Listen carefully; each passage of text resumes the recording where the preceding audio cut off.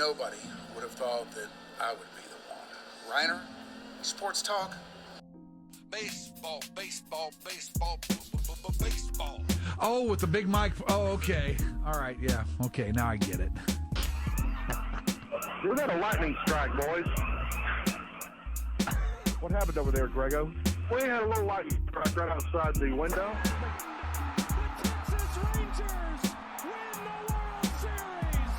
All right. Here's a tip for all these Americano League teams. Wait, you said tip. Yeah, tip. Okay. With a P.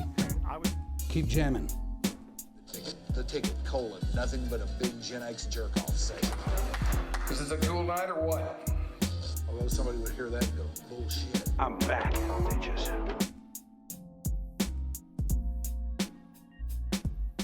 Hello once again, everybody, for about the 9th time this week. We have an episode of Your Dark Companion coming down. I don't know why it happens this way. I don't know why some weeks there's 2, maybe 3 episodes. Some weeks there might be 1, and for this week we've had probably, 5? We have had 5 episodes in 6 days. Wow. Pretty good. Yeah. Some good Turning output. out some stuff, man. We've been knocking them out. Well, I'm very excited about today because today we get to talk to a name that I have known for some time, but I have never met this woman. And I am very, very excited about talking to her and finding out just how it is that she does that thing she does. We will get to her in just a second, but first we must mention we are emanating today from Globe Life Field. Now, you may or may not know, this is the home of the Texas Baseball Rangers. And we are down low. We are at field level or even below. What do they call these things? Are these field level suites or what? Yeah. Okay, well, that's where we are. We commandeered one today because we're going to talk to the Senior Vice President of Broadcasting. Did I get that right? You got it right. This is Angie Swint, Yay. who performs in that role for the Rangers. It is good to have you. Thank you Whoa. for having me. Yours is a name that I've heard for some time, but we've never had real cause to interact, me being a lowly radio minion all those years. I tried to stay out of your traffic lane. Right, okay. But today, here we are. Yes. And I want to know how it is that you do that thing you do. Oh, okay. Anything specific? Just how you run this broadcast end. Okay. I'm very, very curious about this. All right. How long have you been at this? So I started with the Rangers as an intern 26 seasons ago. These things get measured by seasons as you go. Yeah. Yeah. And that would have been what season? Probably 93, Yeah. 94? 99. Oh, 99? Okay. Yes. It's 2025. Yeah. Yes. Yeah, that's right. It is. It is. I can't count. Right. You didn't tell me there was going to be math. in No, there. no. Yeah. They never tell you that. Yeah, that's why we got into broadcasting. Yes, to avoid math. Just take the one course in college and be done with it. Of course. Now, I'm going to go way out on a limb here and throw out the idea that you might not have entered the organization as a senior vice president of broadcasting at that time. That is Is fair. that correct? Yes, that is fair. So what was your entree into this scene? So I got into, I was originally hired by the Rangers to do kind of a myriad of things. But that first internship was just a very short internship during the summer, and I ran youth leagues for them. It was called, it was through an RBI kind of program. Right. Yep. And then got hired onto what they would, I think you would term like a long-term internship, which ran for the full length of the following season. And I was in suites. So I would go around and check with the suite holders, make sure they had what they needed, brought them merchandise, make sure their orders were delivered, all of those things. Delivered game programs to them every night. Now, somewhere along the line, somebody must have taken a look at you and how you were doing at that and said to somebody else, hey, we need her on board. She's got something. She's got something we can use. Who might that person have been? So in that very first role, Charlie Seraphin, you'll remember that name, and Mike Phillips came to me and offered me a full-time role, which was then moving over onto the more of the partnership side. Yeah. Yeah. Is that something that you were hoping would happen, or did it come out of the blue? Or you like that idea? I was so excited. Yes, of course. This is all I wanted to do. So once you got into this scene, you were all in, huh? I was like, kick me out. I'm staying and I'm writing this until you kick me out. And here we are. Yes. Yes. Still here. Still Haven't here. kicked you out. Yeah, that's right. So how did you get into the broadcast side of it from there? So at some point in there, the Stars and Rangers front offices merged, Yes. as you may be aware. And on the partnership side, the Stars retained some of their broadcast rights. And so I started getting involved in that process under Bill Strong. Mm-hmm. You remember Bill? I do. Or know Bill? Yes. And he was very instrumental in helping me grow from there. And when a position opened up in broadcasting, he offered it to me. Yeah. Yes. And how long have you been a VP? Oh, couple years now, I think. Something along those lines. Yeah. A couple of years? Yeah. That's pretty awesome. It's been great. It's a dream. It's a cool story. Thank you. Now, the Rangers broadcast situation has morphed quite a bit over the years. That is, you know what? That's so fair to say. Yes. Just a little bit of change. Yeah. Well, I mean, it has. It's kind of come and gone, and it hasn't really affected me that much because I'm a baseball junkie. Where Yes. the Rangers go, I go. I love that. And I don't think anything about it. I don't care what the cost is. I don't care. I don't care about any tertiary circumstance. I just want Rangers baseball. Yes. And I will do what I have to do to get it. That's great. And We love that about you. yeah, yeah, you don't have to worry about me. You got me. Oh, okay, good. But it hasn't been a real easy go over the last few years because we've seen the dissolution, I guess the rise and fall of regional sports networks. And now we're off onto another realm where things are not really quite clear how they're going to go as of yet. Or they am I right about that? I think that's fair. I think right now we just don't know what the television landscape will look like. I think it's one of those things that would be rather foolish to just sit around and try to predict what it's going to be. We have an idea. We know what it's going to look like for the next couple of years, but it's constantly changing. All right. What was it like when somebody came to you, or I don't know, maybe you were the one that went to somebody else with this? Okay. The idea of the Rangers Sports Network started to come into play. Did somebody come to you and say, this is what we need to do, go do it? Or did you go to them and say, I think this is our way? I think what happened was we got together as a group. It was a fairly, small group at the time, with Rangers ownership, who's been incredibly involved and instrumental in this. Jim Cochran on our revenue side, and said, okay, if we're going to do this, what's the best path forward? Here we had some offers, right? Coming out, understanding we were going to be coming out of this bankruptcy, or this Bally's bankruptcy.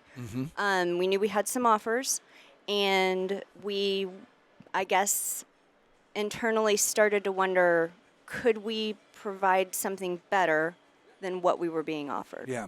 Right? And so when that happened, we started to think, okay, how would we do this? There are a lot of different ways you can skin that cat, we'll say, right? And do you want to take everything in-house? Do you want to use a packager, a group that comes in and builds the production of your games or your broadcasts? Or do you want to really own it all yourselves? And so we started working on various models, did a lot of outreach, started trying to, help a baseball team understand how to run a television network, and put it together. And in the end, ultimately it was decided that it would probably be best if we had control over the ultimate delivery. Yeah. We weren't thrilled that there were so many people who wanted to watch our games and couldn't. Yeah. And that it was hard. It was hard on us every day to hear it, and we just wanted to deliver something better for Rangers fans. We wanted to deliver something that would really make them proud, and hopefully you see some of that. Yeah. Well, like I say, I was all in no matter what. Yeah. All of this was oblivious to me. Okay. Was there a lot of talk inside the organization about, did it build up over a period of time about the TV scene could be so much better and so much beneficial for us if we did something else? Yeah. I think the question was, what else? What else? Right. And, I think there's probably a reason you haven't seen a ton of teams take that leap. It's not an easy road. Yeah. Right. And so the easier route would have just been to take a deal that we were offered, probably a combination platter, but we had seen what that had gotten us to that point. And I think the decision was, let's see if we can do it better. Yeah. Let's try. Before y'all did try that, how difficult was it the last few years to basically have to hold your tongues on saying, yeah, the situation sucks. We're not happy with, our carriage, our all that, and, trying to imply maybe that, hey, better things are coming, but we can't say anything right now because we have a contract with, at the time, Bally Sports Southwest. Right. And that's a great point. And we didn't know how it was going to go. Yeah. Right? We could have wound up back with them. They could have increased their distribution. There's a lot of different things that could have come into play, but that wasn't an option. Didn't seem to be. No, it didn't seem to be. And so, but to your point, it wasn't easy being, taking those calls, because all we want, we're showing up to work every day to deliver the best product possible for Rangers fans. Mm-hmm. That is that's what I wake up in the morning thinking about.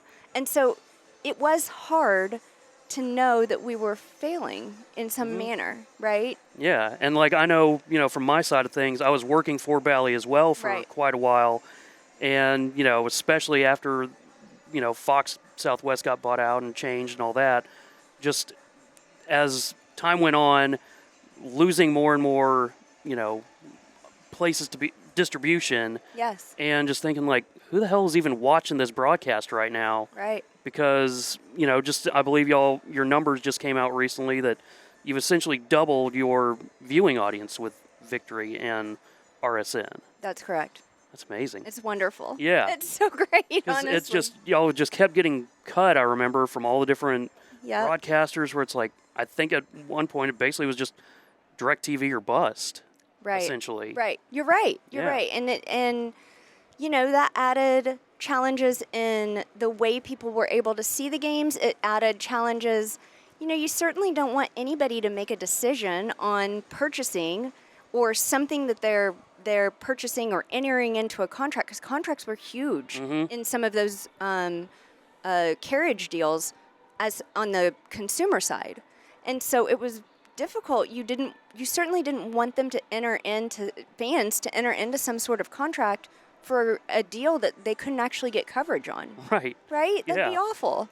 No, and I know a lot of people got kind of screwed out of coverage at different times. I think on YouTube TV for a while, and then that was gone, and all the different ways just cut. And so it's been really cool, now having the options of Victory Plus. Right. I wound up doing the subscription just to be safe and did you? All that, yeah. But knowing that it's also on DirecTV, I know Shoopy prefers watching it that way. Yeah, I'm a DirecTV stream guy. I love and that. have been for some time now. So I was kind of oblivious to all this, and this is one of the things I wanted to talk to you about because, now I'm finding out that I really missed a lot. There was a big story going on here, and I was kind of oblivious to it. Well, I think, that's a good point. DirecTV has been a really great partner for regional sports coverage. They have always cared about it. They've always shown that they cared about it, and they have always delivered, and that shouldn't go unnoticed. All right, so you have all these meetings and everything, and you probably had all manner of who knows who in that room talking about the pros and cons of starting your own sports network. And when finally the rubber stamp comes down and whoever has to say it says, we're going on with this. Yes. What's the first thing you do? Maybe panic a little? No. Yeah. All right, after the panic. Okay, yes. After the panic, when it's time to do something. Yes. Time to pick up the first rock. Right. What do you do? So what we really started to focus on was distribution. That was a huge piece of it, right? That we knew. Gotta be. It has to be. It's the linchpin for all of it. So we knew in order to make RSN work, we needed to have multifaceted distribution. We wanted to take these games to Rangers fans where and how they chose to watch them. So for people like you, DirecTV or DirecTV Stream, great. People who want to watch on cable, we needed a cable provider. You know, for people who wanted to stream and wanted direct-to-consumer rights, we needed to find a partner there. So we went out and, started immediately. The first focus was how could we structure these distribution deals, try to reach as many people as possible. And then also it was very important to our decision makers that we maintain some games, some package of games for over-the-air distribution. Yeah. Right? Right. So a free model where anybody could get those games. Yeah. And on a channel that's widely available. And so that was also really quite important to us. The Rangers have always done that. Even in the pre-HSE days before cable TV came into the market or anything, the Rangers have always done that. There've always been, 20, 25 games or so that were available to everybody. And some years there was more than that. Right. Some years you got, maybe upwards of 60 or so. Okay. Those were good days, right. too. Yes, understood. Different times. Yep, different in times, this television for sure. shifting landscape, for sure. So was it difficult to find outlets that wanted in on this, people to carry it? We sort of divided and conquered a little bit there. So we had Neil Liebman, who has been heavily involved. He really led the charge on the distribution piece, especially with cable and satellite providers. And he's an owner too, right? Yes, he is, Okay. and he's done a tremendous job. It's unreal. And then Jim Cochran and I got involved and started working on over the air, and then went and tackled direct to consumer.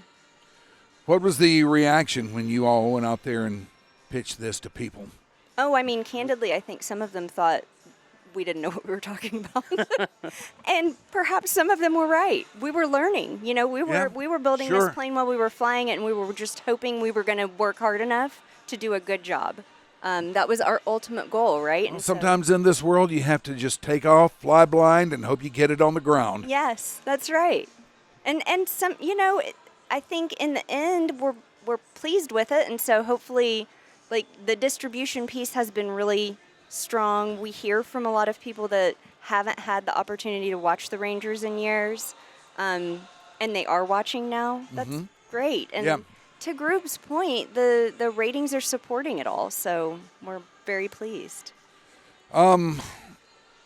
Were you was there a big time crunch involved in this? Were you all working really fast to get this thing up and running by a certain deadline? Yeah, so we were looking to make sure that we had everything ready and we could launch by March 12th, 15th, somewhere around in there. We knew we wanted to carry spring training games. First of all, we knew we needed the practice. We needed to make sure we could get the games on the air. Yeah. It was an entirely new network. And so, we really started to push. And once we lined up those distribution deals, then all of my attention shifted to production. Yeah. Game production and pre and post production. Now, I have been, and Shoopy has been fortunate enough over the years to know some of the people who have worked behind the scenes. Yes. On Ranger broadcasts. Certainly. And one thing I can say about all of those is they are consummate pros and they give a damn. I know it. Aren't we so lucky? I was going to say, the fact that you were able to get so many former Bally people Yes. involved in this, starting with Jason Walsh and all that being Absolutely. involved, but everyone, like Shoopy said, behind the scenes, Yes. in front of the cameras, all that. It's just been, great seeing everybody still showing up to the ballpark, and I'm sure it's been a hell of a task, like y'all said, building the plane as you're flying it, but knowing that you have the crew that you have Yes. on both sides. That's right. Or I guess all on one side now, Yeah. since it's all basically in-house. But it's Right. been incredible just seeing the broadcasts have still managed to get better, but they started off at a hell of a high point. Oh, thank you. Yeah. Yeah, I mean, we hired Patrick Madrofsky. He came in as our coordinating producer early in the process, and he has just done wonders. And he's incredibly creative, and he's, we've really worked to deliver the vision of what we thought this could be. Pimo's been one of my best friends or closest friends since I was in college. He's one of Stop. the best. He is. Seriously, and this 100%. is his dream job. Yes. Like, He's he so has happy. wanted to be here since since I met him back at CBS. Yes, agreed. I mean, it's just wonderful. He's, the energy and enthusiasm he brings to it every day.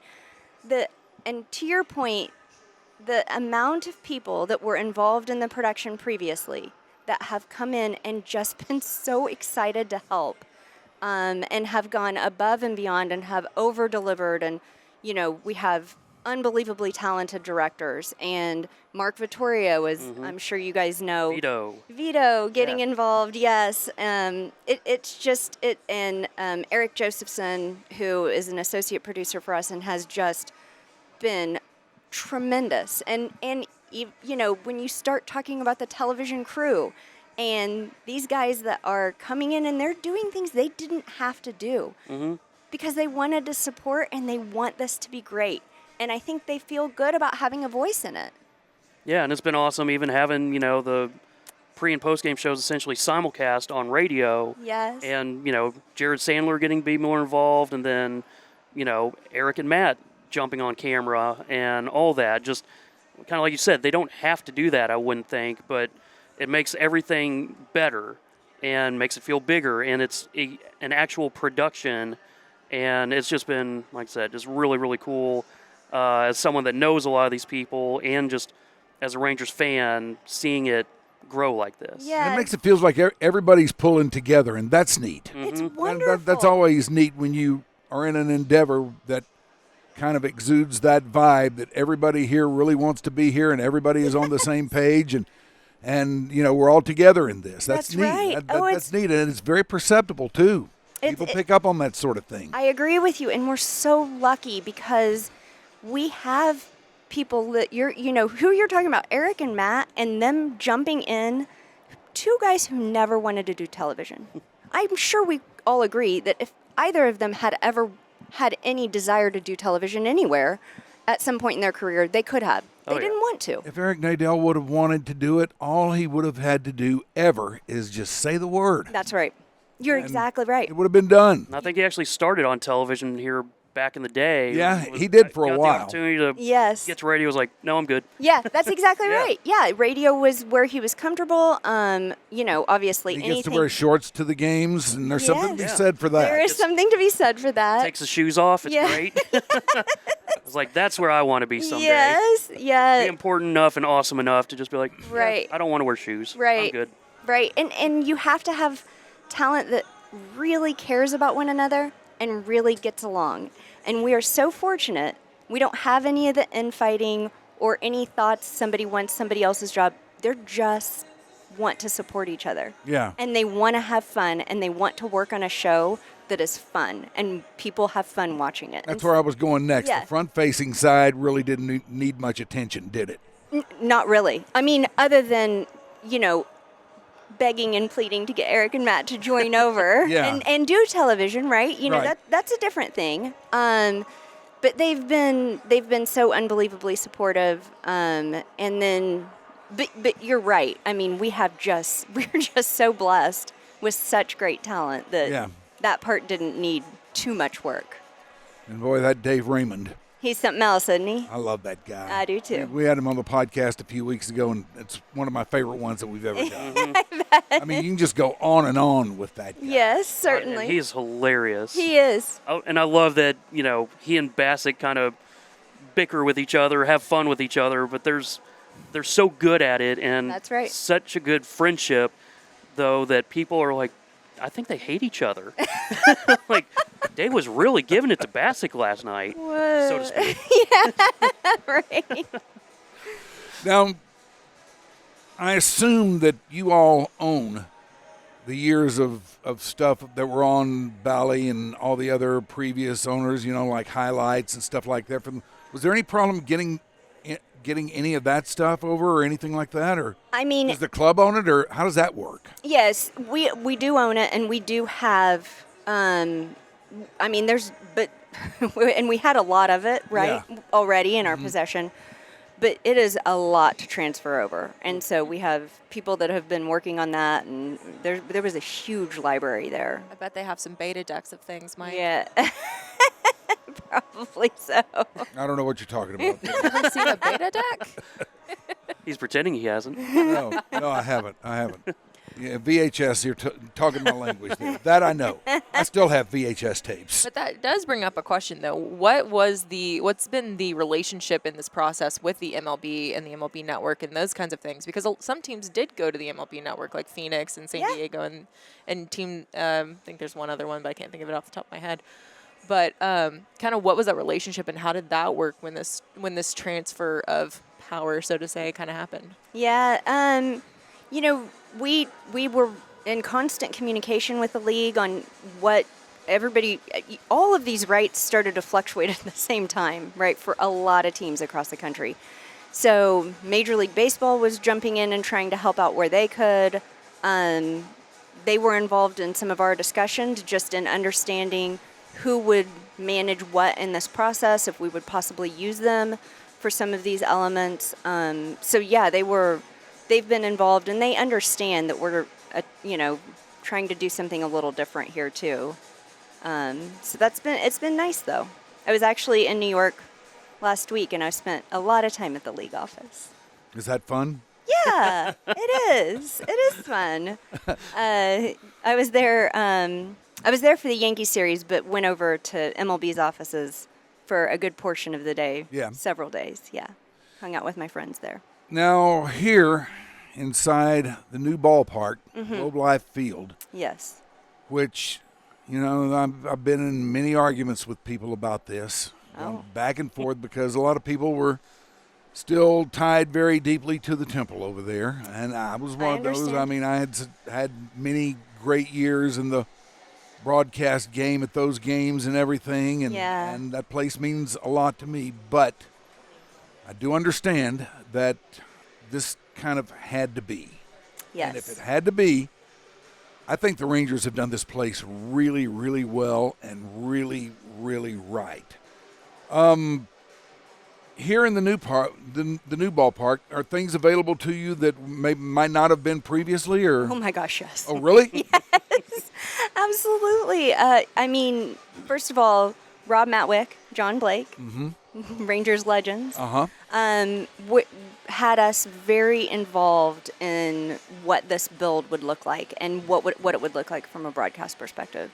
We knew we wanted to build a stadium to house the largest broadcast it could hold, right? So we didn't come in and not put camera positions where we could possibly use it. There's drops all over this building. Right. We have fiber all over this building where, we knew we were delivering in multiple, that time frame too. It was, as Groobs can probably attest, there was how much of it is going to be delivered via more traditional model, and how much of it do you need to upscale to glass fiber, right?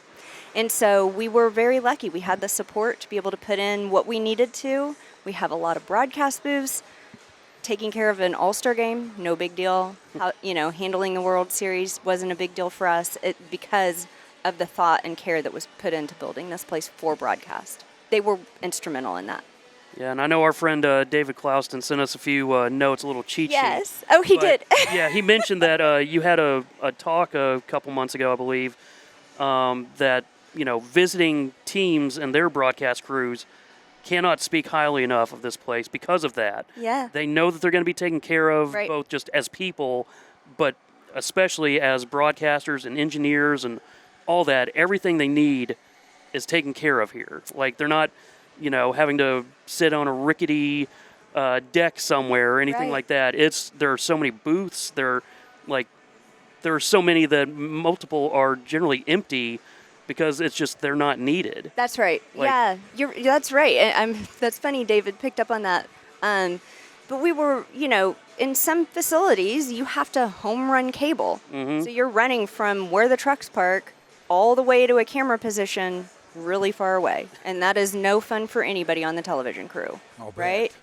And so, being able to have Fox come in here with a show that they use for a World Series and have no issues is awesome. Mm-hmm. It makes me super proud. It should.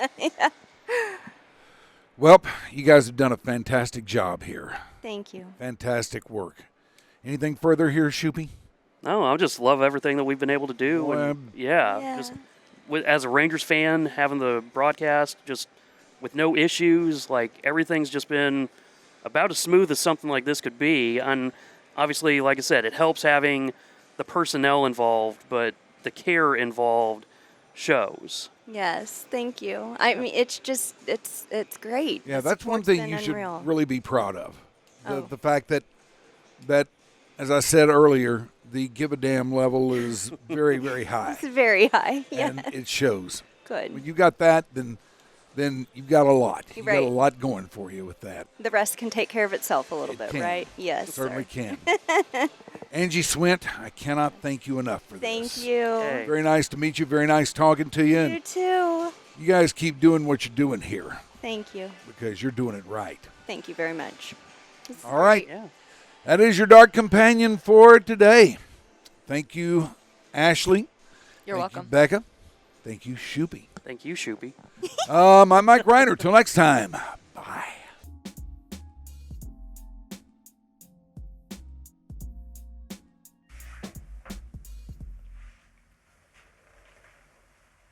All right. I'm gonna go take my pants off.